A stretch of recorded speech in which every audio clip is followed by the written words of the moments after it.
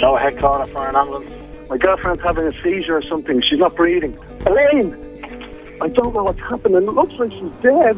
Okay. Help me. Help has been arranged there, so just listen to me. Lay her flat on her back, on the floor. Okay? Okay, go on. Place the heel of your hand on her breastbone. Put your other hand on top of that. Pump the chest hard and fast, at least twice per second.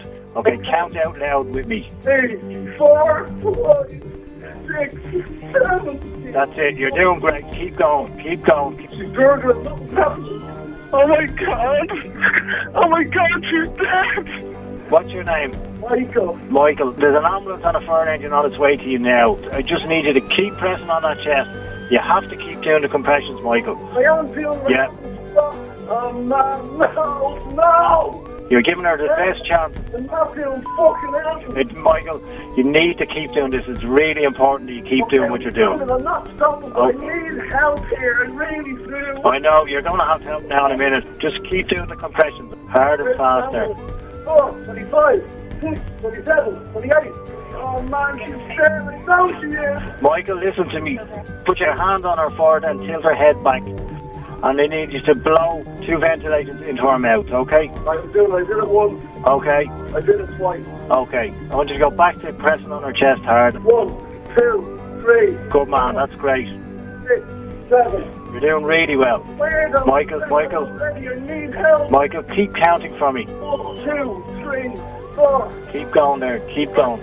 20, 21, 22, 23, 24. Come on, man, get that fucking ambulance here. It's on its way. Keep pumping away. I can't do this. You can't, Michael, you can't. Just keep pumping, keep pumping. She's dead, man. I know she's dead.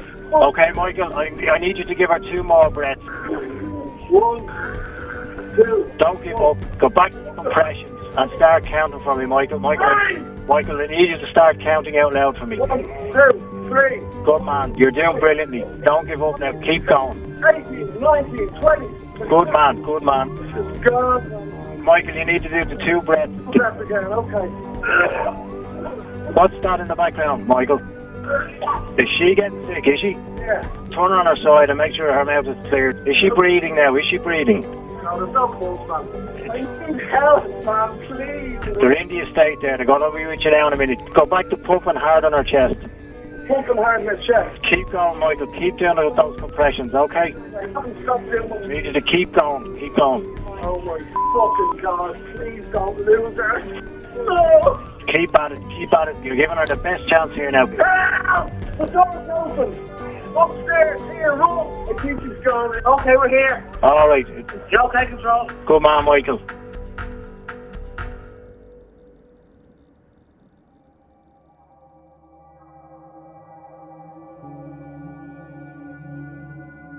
When cardiac arrest happens initially, the patient stops breathing and their heart stops beating. This is called clinical death. At that stage, there is still a chance of survival.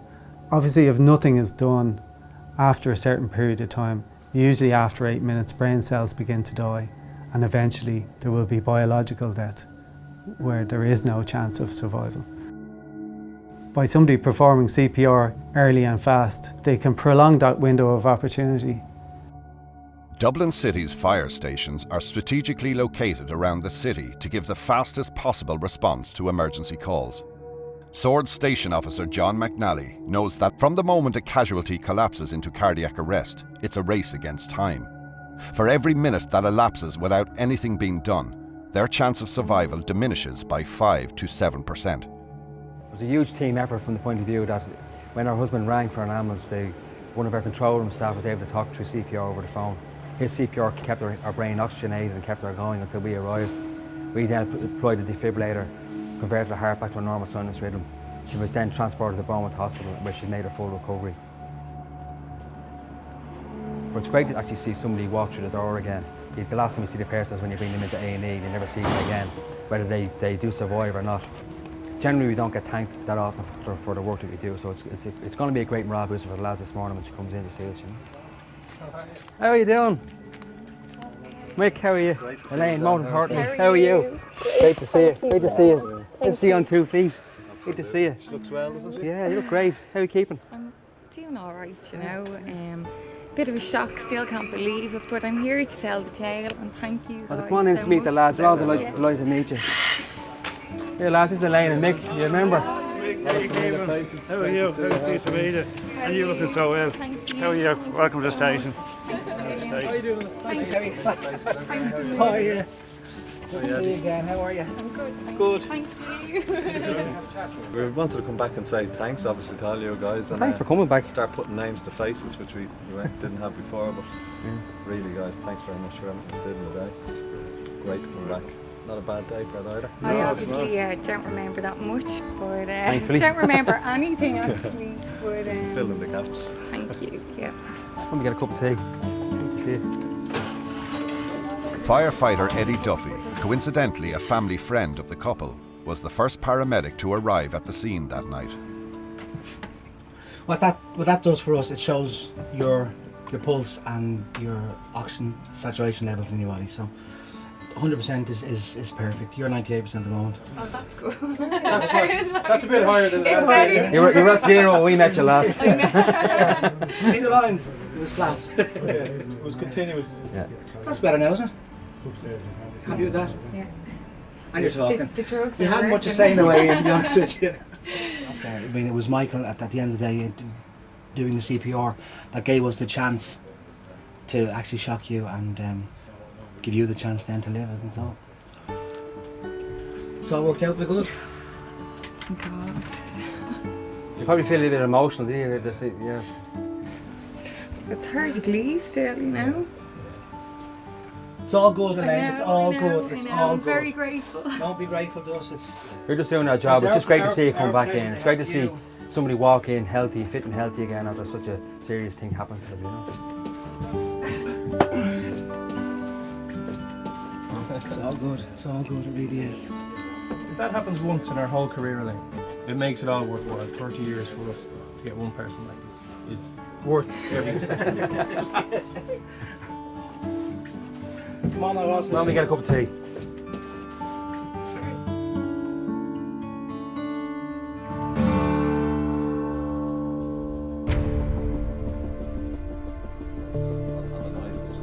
Swords forms part of a strategic network of fire stations that ensures rapid response to emergencies occurring anywhere in the city. In the case of cardiac arrest, where survival rates are as low as 5%, every second counts. The paramedics that resuscitated Elaine were part of a chain of survival that started as soon as her husband Michael made the call. With the crucial guidance of a control room paramedic, Michael himself became part of the team that saved Elaine's life. I don't really remember that week. It's weird. Even that day, they've told me I went into work as normal, came home as normal. Just can't really remember what I was doing, you know. And then obviously woke up in the hospital. I thought she was having a nightmare, so I started trying to sort of tap her, wake her up, you know. But then I sort of saw that her jaw was a bit locked, and I just gradually then realised that this is something wrong. And after about 10 breaths, it was just one big exhale and gone, back in the bed, and that was it. No breath, no pulse. I put her into the recovery position and just started ringing 999. I was put straight through to, I think the guy's name is Dave. I was checking for pulses, and you know, in the movies you see all this stuff, and it's just, it's not work. Obviously, I know now it doesn't work that way, but at the time I thought it was over. But Dave was explaining to me the importance of never stopping the CPR. You know, unless there was someone on the phone who knew what they were doing, there's no way I would have known to keep it going till you guys arrived. Because Eddie was the first person through the door. Again, I'm sure it was extremely harrowing for Eddie, but you know, imagine being able to see a familiar face at that stage. So Eddie, I knew that no matter what happened, that Eddie was going to tell me the truth. You know, so I thought she was gone. But when Eddie came down, the first thing he said to me is, "We got her back," and I knew there was a great chance that she was going to survive. When you walk into these situations, they are emotional at the best of times, but definitely it's a different kettle of fish when you see someone you have known since you were a child. I mean, I've known you since you were a baby. Like to walk in and see that. When we got into the hospital, the doctors said we're going to put her into an induced coma. So they're nearly an expert at it at this stage, but they cooled her body down. And they said, listen, there's no chance of her coming out of this for the next 5 days. So, you know, go home and get some sleep. So we eventually we'd been in the hospital for a couple of days, and we said we'd go home and try and get a few hours sleep. And I woke up the next morning at 6 o'clock in the morning, and they said that she was awake at 6 o'clock. She was after waking up, so I've never been so emotional in my life. So straight into the hospital. The joy in my heart was just unbelievable. That was it, you know. She was back. She was going to be okay.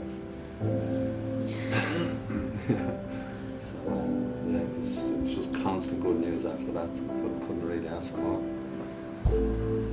You guys had a huge amount to do with that, so I'll never be able to thank you enough. To get someone back once in a career is fantastic. I mean, it does give a huge boost. I mean, to have a small part in saving a human life is just absolutely magnificent.